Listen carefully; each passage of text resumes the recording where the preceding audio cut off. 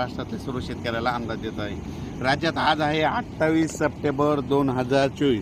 आजपासून महाराष्ट्रातल्या सर्व शेतकऱ्याला सांगू इच्छितो की आपल्या महाराष्ट्रातला आजपासून म्हणजे 28 तारखेपासून तर 5 ऑक्टोबरपर्यंत राज्यात भाग बदलत विखुरलेल्या स्वरूपाचा पाऊस असणार आहे, म्हणून हा अंदाज लक्षात घ्या।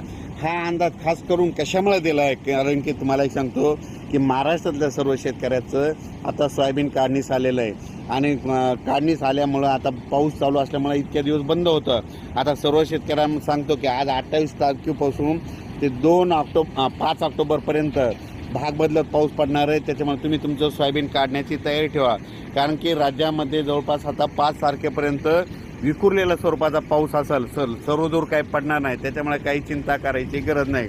पण फक्त उत्तर महाराष्ट्रामध्ये मुंबई, नाशिक, नंदुरबार, धुळे, जळगाव या भागामध्ये 30 तारखेपर्यंत पाऊस मुक्काम असणार आहे, म्हणून हा अंदाज लक्षात घ्यायचा।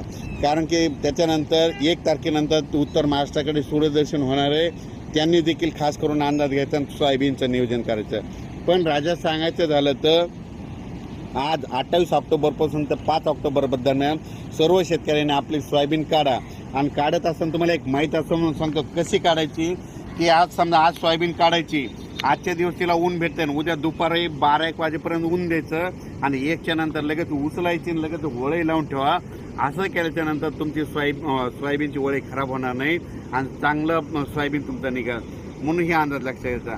पण सर्व शेतकऱ्याला सांगू इच्छितो की तुम्ही काय करा, म्हणजे ह्या म्हणजे 5 ऑक्टोबरपर्यंत तुम्ही तुमचं सोयाबीन काढून झाकून ठेवा, मशीन भेटते तर काढून घ्या।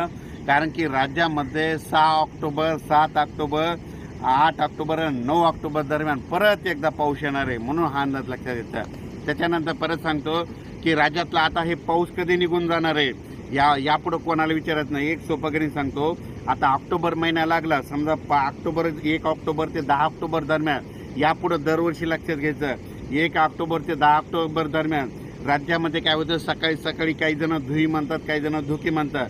धुई येते आणि धुई आल्याच्या नंतर आपल्या पिकावर, आपल्या कापसावर, केळीच्या झाडावर असे जाळे पडतात, त्याला जाळे धुई म्हणतात। जाळे धुई आल्याच्या नंतर राज्यामध्ये जाळे धुई निसर्ग सांगतो की जाळे धुई आल्याच्या नंतर तिथून पुढे कंप्लीट 12 दिवसांनी पाऊस परतून जाणार आहे, असं संकेत ते जाळे धुई शेतकऱ्यांना निसर्गरूपी देते, म्हणून हा अंदाज लक्षात द्यायचा।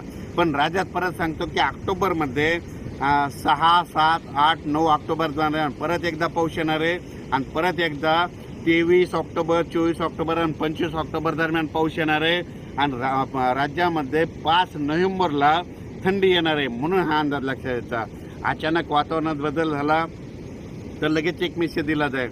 पण सर्व शेतकऱ्याला सांगतो की आजपासून राज्यातला पाऊस विखुरलेल्या स्वरूपात पडणार आहे, सर्वदूर पडणार नाही, म्हणून हा अंदाज लक्षात द्यायचा। अर्ध्या तासाचा, 22 मिनिटाचा, 25 मिनिटाचा असाच पावसाचं स्वरूप असेल, जोराचा पाऊस येईल, वारा सुटेल, हा अंदाज लक्षात घ्यायचा।